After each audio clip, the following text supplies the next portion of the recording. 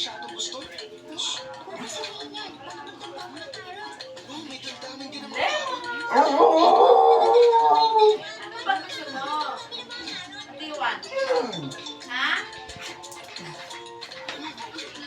Ano gusto niya? Wala. Ano gusto niyo? Ha? Tapos? Ay muna tayo.